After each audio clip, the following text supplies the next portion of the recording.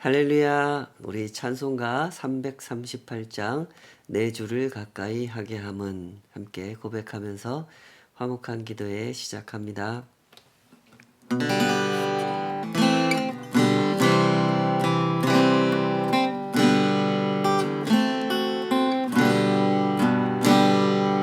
내 주를 가까이 하게 함은 십자가 짐 같은 고생이나 내 일생 소원은 늘 찬송하면서 주께 더 나아가기 원합니다. 내 고생하는 것 옛 야곱이 돌베개 베고자 갔습니다. 꿈에도 소원이 늘 찬송하면서 주께 더 나아가기 원합니다. 천성에 가는 길 험하여도 생명길 되나니 은혜로다. 천사 날 부르니 늘 찬송하면서 주께 더 나아가기 원합니다. 야곱이 잠 깨어 일어난 후 돌단을 쌓은 것 본받아서 숨질 때 되도록 늘 찬송하면서 주께 더 나아가기 원합니다.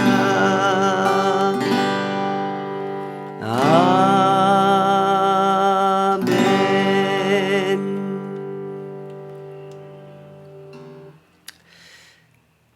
아버지 하나님, 주께 더 나가기를 원합니다. 더욱 진실하게, 더욱 충성스럽게 주님의 사랑을 아는 만큼, 그 은혜를 경험한 만큼 주님께로 더욱 가까이 나아가기 원합니다. 우리의 중심을 붙잡아 주시고 그 안에 허락하신 복음의 씨앗이 날마다 건강하게 자라나게 하셔서 주님이 기뻐하시는 거룩한 열매를 맺고 주님께 영광이 되며 땅에 허락하여 주신 모든 일들 가운데 그 은혜를 증거하기에 부족함이 없도록 주님 우리를 붙잡아 주시옵소서. 오늘도 그 은혜만을 갈망하며 주님께 이 작은 인생을 의탁합니다. 우리 한 사람 한 사람을 붙잡아 주시고 오직 주를 향한 거룩한 순례길이 날마다 더욱 신실하여지도록 우리를 붙잡아 주시옵소서. 예수님의 이름으로 기도하옵나이다. 아멘.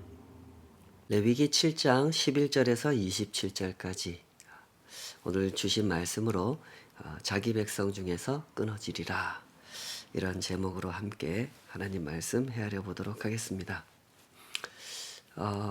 오늘 본문은 레위기 3장에서 이미 말씀하신 그 화목제와 관련한 세칙들이 첨부되어 있는 본문이죠.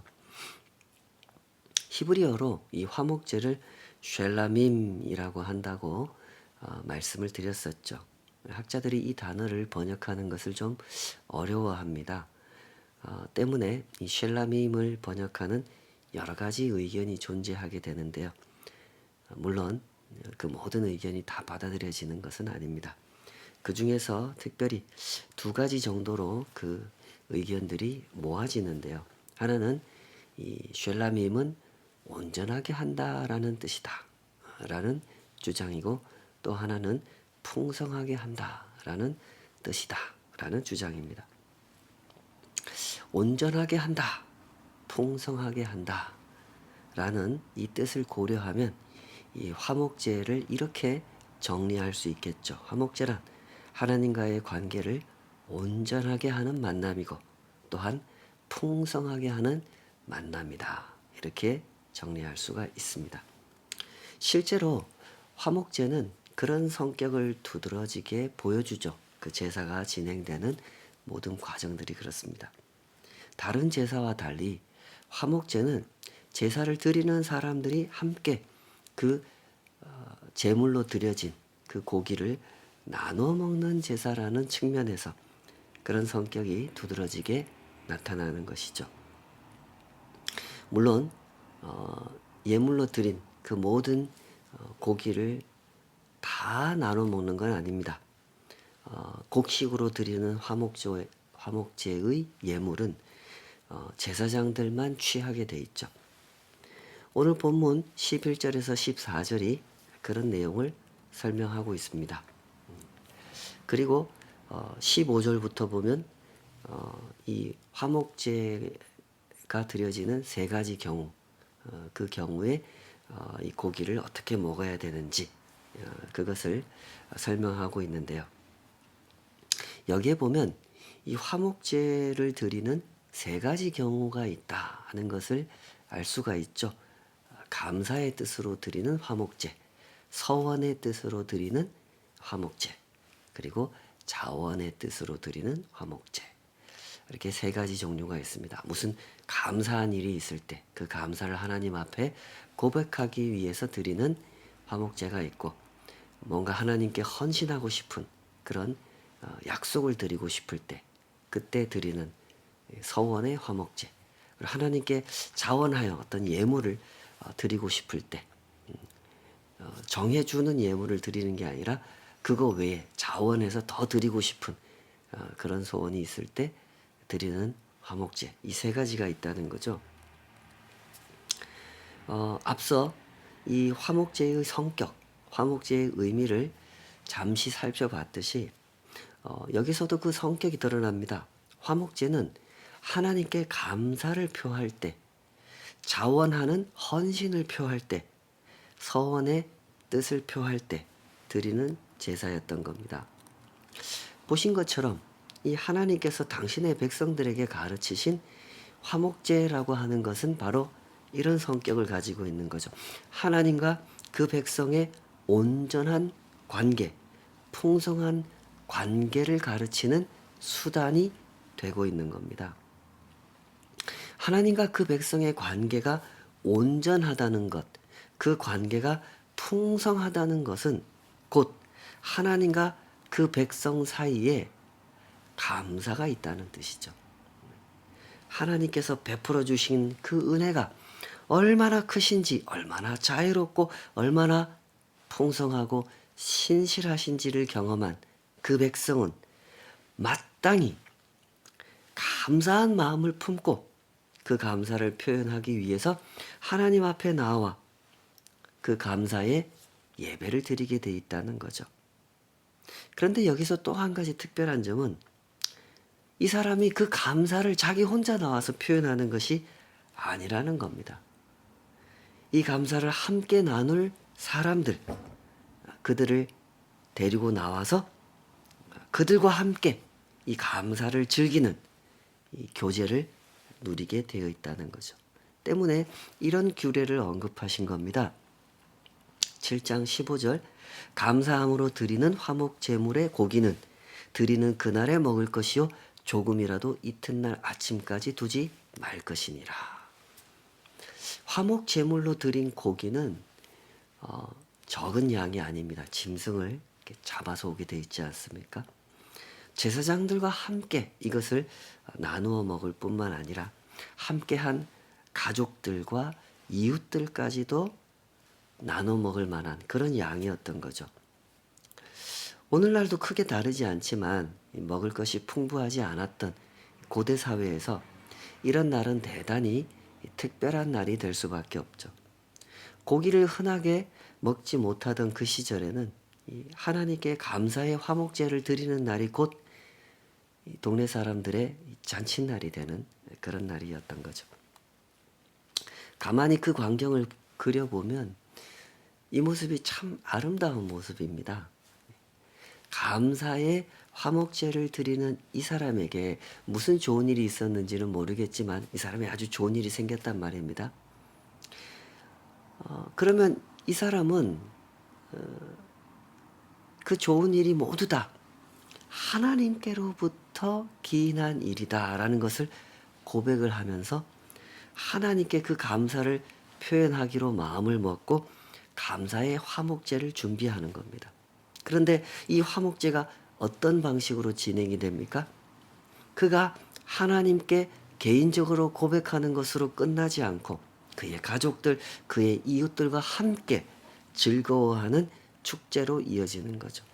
그렇게 함으로써 그날의 이 감사는 진정한 감사, 하나님 안에서 모두가 다 함께 누리는 감사가 되었던 것이죠. 우리가 실제로 그럴 때가 있지 않습니까? 어떤 사람이 자신에게 좋은 일이 생겼고 그것을 감사한다고 하면서 잔치를 배설했는데 그 잔치에 가서 보면 그 사람의 자랑으로 온통 포장되어 있는 것을 목격할 때가 있죠. 그러나 하나님께서 가르쳐 주신 이 감사의 화목제는 그럴 수가 없는 겁니다. 그것은 진정한 감사로 채워지는 제사였던 거죠. 하나님께 감사하고 그 감사를 이웃들과 함께 나누는 시간이 되었던 겁니다. 그렇게 함으로써 이웃들도 함께 감사하게 되고 함께 기뻐하게 되는 모두의 잔치가 되는 거죠. 누구의 자랑이 되지 않고 누군가 질투하는 시간이 되지도 않는 거죠. 그 잔치에 참여한 모든 사람들은 하나님 앞에서 참된 감사를 배우고 함께 기뻐하는 그런 시간이 되었던 것입니다. 이와 더불어 이 서원의 뜻으로 드린 화목제나 자원의 뜻으로 드린 화목제도 마찬가지가 되는 거죠. 어떤 사람이 하나님께 약속드린 헌신에 대하여 화목제를 드릴 때나 하나님께 자원하여 예물을 드릴 때도 그 사람이 혼자 와서 화목제를 지내고 끝나는 것이 아니라 가족들, 이웃들과 함께 와서 화목제를 지내게 하셨던 겁니다. 물론 이 본문에서 명확하게 이 화목제에 동참하는 사람이 누구였는지를 언급하고 있지는 않기 때문에 누가 와서 이 화목제에 참여했다라고 단정할 수는 없지만 정황상 우리가 추론해 볼 수는 있겠죠. 함께 감사하고 함께 그 헌신을 기뻐하는 화목제에 누가 오겠습니까? 이 사람을 모르는 사람이 참여하는 것은 좀 자연스럽지 않은 일이겠죠. 당연히 이 사람을 아는 사람이 참여할 겁니다. 때문에 가족들이나 이웃들이 함께 했을 것이며 특히 가난한 이웃들이 이런 화목제에 함께 참여했을 것이라는 추론이 가능하죠. 얼마나 아름다운 장면입니까? 한 사람의 서원을 그의 가족들과 이웃들이 함께 기뻐하는 이 장면, 참 아름다운 장면이죠. 하나님께 이렇게 헌신하겠습니다를 약속하고 그 약속한 것을 드리는 그 시작의 날, 그 마침의 날 이런 잔치를 벌이는 거죠. 때문에 화목제는 자연스럽게 헌신의 아름다움을 배우는 시간이 되었던 거죠. 하나님을 향한 헌신의 마음을 그의 가족들과 이웃들이 함께 축하하고 함께 감사하며 함께 기뻐한다고 하는 것은 그야말로 그 잔치에 참여한 모든 사람에게 거룩한 교육의 시간이 되었던 것이죠. 하나님께서는 화목제를 통하여 진정한 신앙 공동체가 되도록 이렇게 인도해 주셨던 거죠. 우리 모두가 함께 목격하는 헌신이 되게 함으로써 하나님을 향하여 하나님의 백성들이 품은 이 헌신이 얼마나 복된 모습으로 하나님께 드려지는지, 하나님께서 그것을 얼마나 귀하게 받아주시는지를 함께 목격하도록 인도해 주셨던 것이죠. 그러므로 우리 함께 이 뜻을 주목해 보도록 하십시다. 화목제를 통하여 하나님께서 가르치고자 하신 것이 무엇인지 그것을 주목해 보도록 하십시다. 하나님의 백성이 하나님 안에서 함께 한다는 것의 의미를 하나님은 이렇게 가르치신 거죠. 하나님의 백성이 하나님 안에서 함께 살아간다 하는 것의 의미를 이 화목제로 가르치셨다는 겁니다. 사람이란 그런 존재가 아니겠습니까? 사람은 함께 죄를 향하여 나아갈 수도 있고 함께 하나님을 향하여 나아갈 수도 있는 존재죠. 함께 경쟁으로 나아갈 수도 있고 함께 사랑으로 나아갈 수도 있죠. 누가 그 사람의 마음을 다스리느냐에 따라서 어떤 가치가 그 사람의 중심을 붙잡느냐에 따라서 사람이 나아가는 길은 달라지게 되어 있는 거죠. 하나님께서 그 마음을 다스리실 때 이런 일이 일어나는 겁니다. 함께 손을 잡고 사랑을 향하여 하나님을 향하여 나아가는 역사가 일어나게 되는 거죠. 바로 이런 점에서 우리가 성찰해 보아야 할 점들이 분명히 있는 거죠. 사람들의 마음은 시기와 질투에 사로잡혀 있을 때가 많습니다. 사돈이 땅을 사면 배가 아프고 이웃나라가 강성해지면 경계심을 갖게 되죠. 이런 일들은 하나님을 떠나버린 사람들이 살아가는 세상에서 흔하게 접할 수 있는 일상이죠. 때문에 하나님의 통치를 거부하는 세상에서 살아가는 사람들은 메말라 있는 겁니다. 이 감사가 메말라 있는 거죠. 하나님께서 그들의 손에 허락해 주신 것들, 그것이 얼마나 귀한 것인지를 볼 줄 모르는 겁니다. 볼 줄 모르기 때문에 또한 누릴 줄도 모르는 거죠. 하나님 앞에 이것을 감사로 고할 줄도 모르고 함께 하는 사람들이 이 감사를 함께 누릴 줄도 모르는 겁니다. 힘을 가졌으나 그 힘을 어디에 쓸 줄 모르고 지식을 가졌으나 그 지식을 무엇을 위해 사용해야 될지를 모르는 거죠. 기껏 하는 일이 무엇입니까? 나보다 힘이 약한 상대를 골라서 때려주는 일이나 하고 나보다 못 배운 상대를 골라서 자신의 교만을 자랑하는 짓이나 일삼는 그런 일을 반복하죠. 때문에 하나님의 통치를 거부하는 세상에서 절대로 멈출 수 없는 것이 있습니다. 그것이 바로 다툼이고 그것이 전쟁이죠. 오죽하면 냉전이라는 말이 생겼겠습니까? 싸우고 있지 않지만 싸우고 있는 상태라는 얘기죠.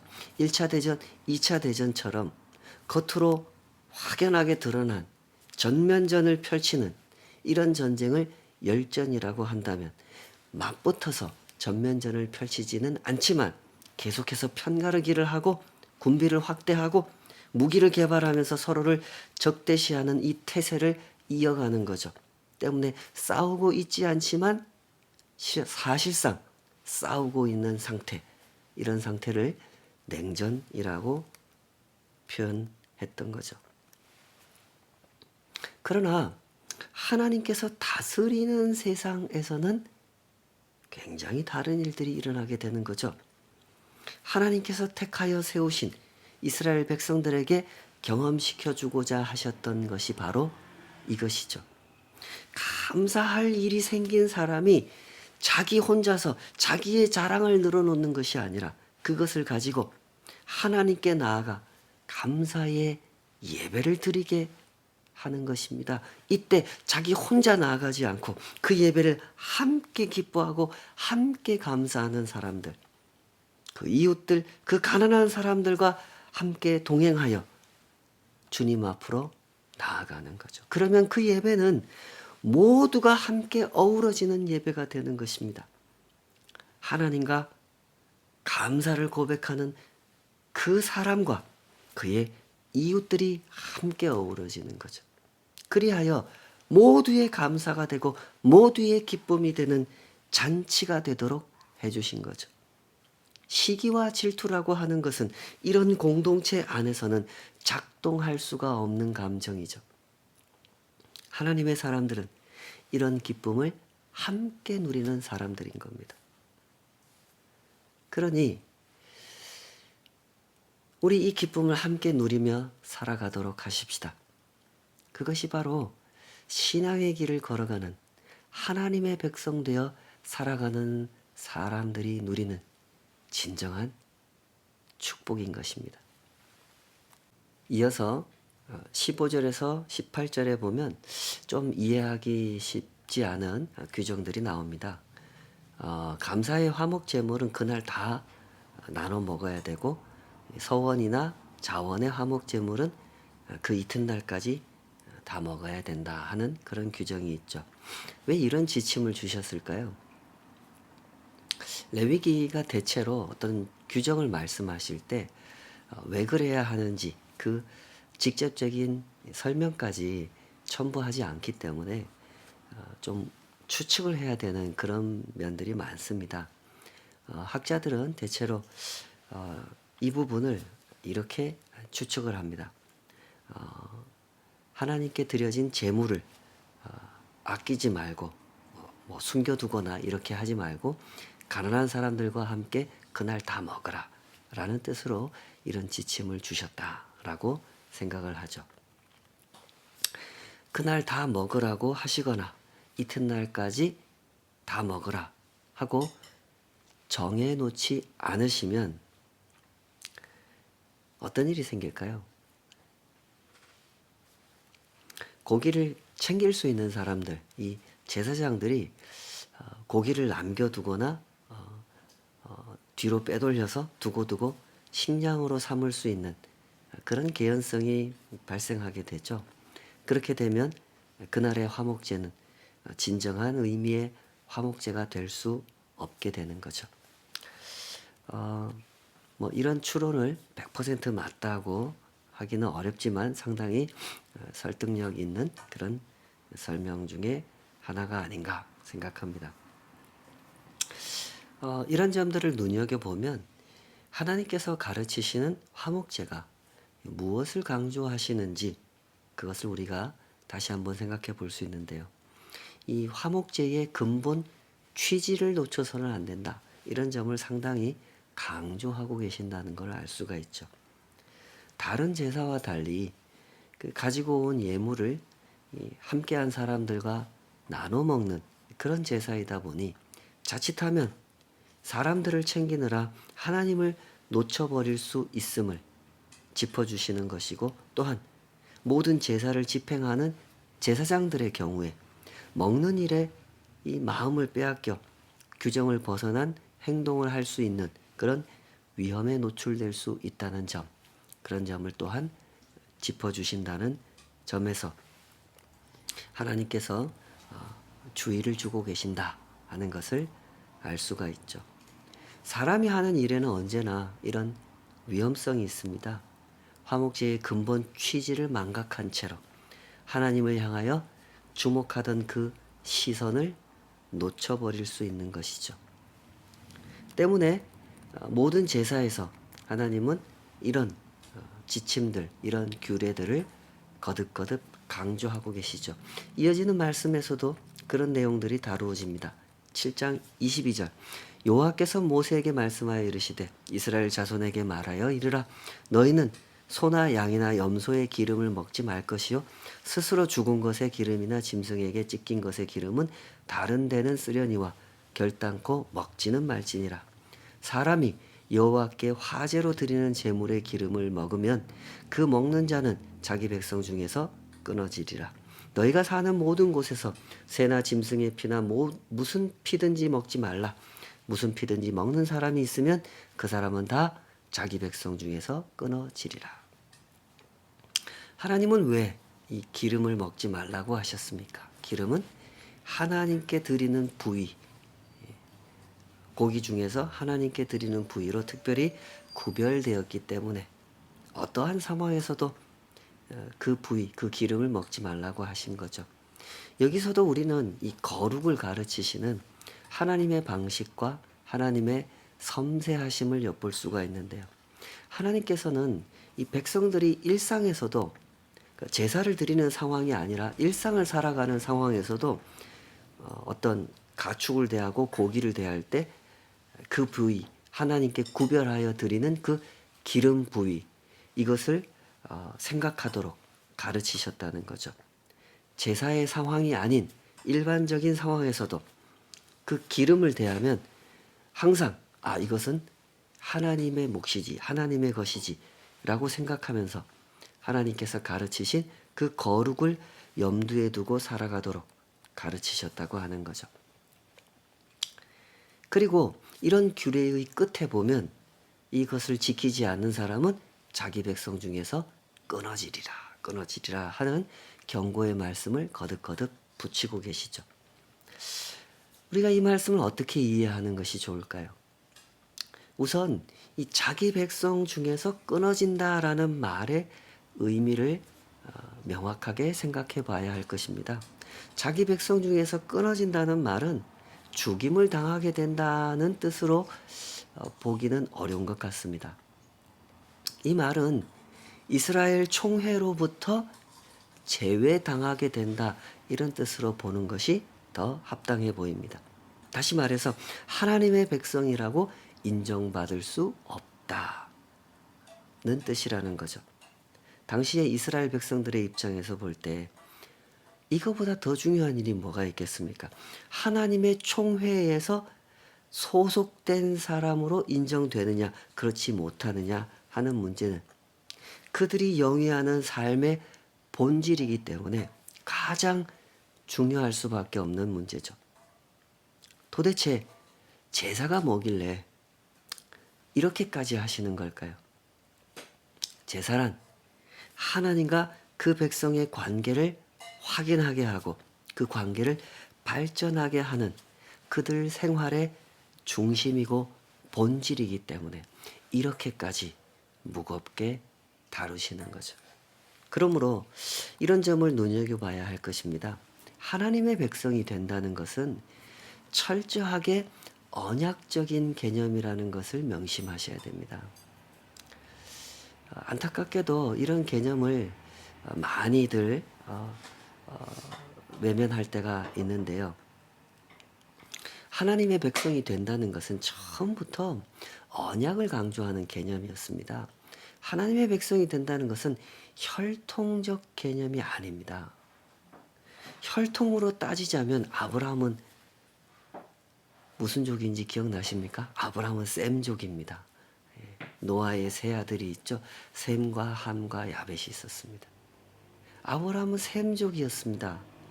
셈족은 아브라함만 셈족이 아니고 메소포타미아 근방에 흩어져 사는 사람들 또 나중에 서쪽으로 이주한 사람들 이 사람들이 다 셈족입니다. 그리고 아브라함의 그 식솔들 중에 보면 셈족 아닌 사람들도 많이 들어와 있죠. 아브라함의 집에서 이 군사로 길렀던 젊은이들이 300명이 넘는 이 젊은이들이 있지 않았습니까? 예. 그 사람들이 다 셈족이 아니었습니다. 이삭의 가정에서도 그랬고 야곱의 가정에서도 그랬죠. 나중에 모세를 따라서 애굽을 탈출한 사람들 중에도 보면 셈족이 아닌 사람들, 히브리 민족이 아닌 사람들이 많이 있었습니다. 하나님께서는 처음부터 혈통 개념을 가지고 이들을 하나님의 백성으로 묶으셨던 것이 아니라는 거죠. 언제나 하나님께서 중요하게 여기시는 것은 언약이지 혈통이 아니었다는 겁니다.